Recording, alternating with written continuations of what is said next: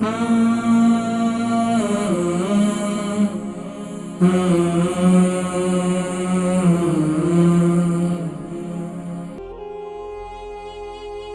کیا ہیں؟ جن کو ہمیشہ فلو رہتا ہے، جن کو دائمی نزلہ رہتا ہے، جو دمے کے امراض کا شکار ہیں، جو سینے کے امراض کا شکار ہیں، اسی طریقے سے جن کو ہمیشہ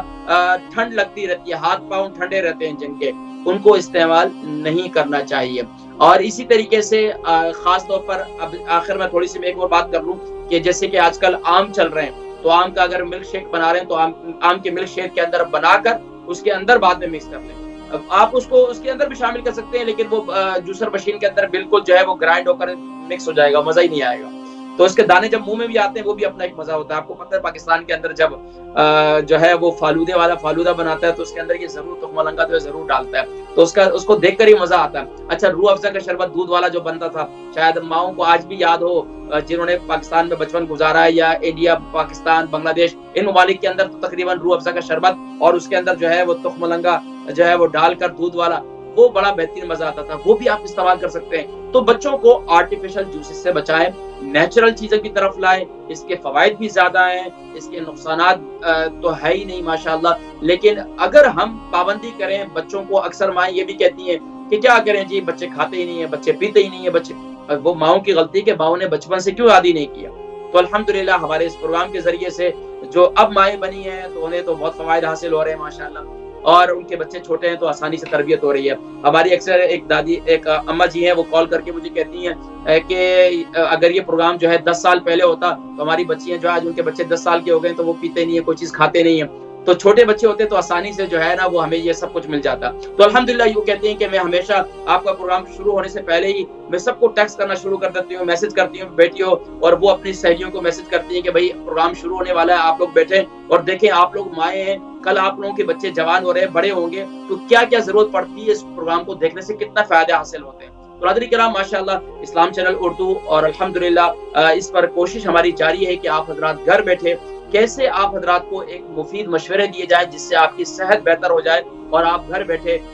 جہاں پر عبادتیں کریں وہاں ہمیں بھی اپنی دعاؤں میں یاد رکھیں، اور اسی طریقے سے ہماری پوری ٹیم کو بھی اپنی دعاؤں میں یاد رکھیں۔ تو ناظرین کرام، ماشاءاللہ آج کے ویدر کو انجوائے کریں، خوب زیادہ گرمی نہ کریں، کوشش کریں کہ الحمدللہ گرمی ہے، اللہ تیرا شکر ہے کہ الحمدللہ تو نے یہ موسم بھی دیا، کہاں یہ موسم دیکھنے کو ملتا ہے جی۔ تو الحمدللہ اس موسم کو انجوائے کریں،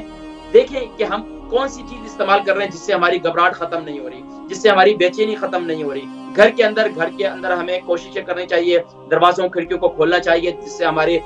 ہوا کی کراسنگ ہو۔ اسی طریقے سے ہمیں تھوڑا سا گھر سے باہر بھی درخت، دیکھیں میں ابھی پچھلے دنوں بھی کسی کو کہہ رہا تھا کہ یار پاکستان میں تو درخت، جب گرمی وغیرہ ہوتی ہے نا تو وہاں سے اس کا اندازہ ہوتا ہے کہ یار کہیں سایہ مل جائے۔ تو ابھی UK یورپ میں تھوڑی سی گرمی ہوئی ہے نا، تو ہر بندہ کبھی راستے میں جائے نا تو اسکول سے واپسی میں بچوں کو میں لے کے آ رہا تھا آج بھی، تو ہر ایک کی کوشش یہ تھی، میں اپنے بچوں کو بھی سمجھا رہا تھا کہ دیکھو درخت کی کتنی اہمیت ہے، کہ ہم درخت کے سائے میں تھوڑا سا کھڑے ہو کر ہم نے جو ہے وہ سانس لیے، ٹھنڈے سانس لیے، تو کتنا سکون ملا۔ تو یہ درختوں کی بھی بڑی اہمیت ہے، تو باہر بیٹھے کریں، کوششیں کریں کہ اس موسم کو انجوائے کریں، اور ضروری نہیں کہ آپ نے سی سائڈ ہی جا کر انجوائے کرنا ہے، آپ اپنے گھر کے گارڈن میں بیٹھ کر بھی اچھی گپ شپ کر کے اچھے ماحول کے اندر جو ہے وہ گپ شپ کر سکتے ہیں۔ اس کے ساتھ ساتھ ہمیں حیادار بھی بننا ہے، ہمیں بے حیا بھی نہیں بننا۔ اپنے گھر میں اپنے بچوں کو ایسا لباس ضرور پہنائیں کہ جس سے جو ہے ان میں آپ کی نظروں میں بھی ان کی حیا باقی رہے، اور آپ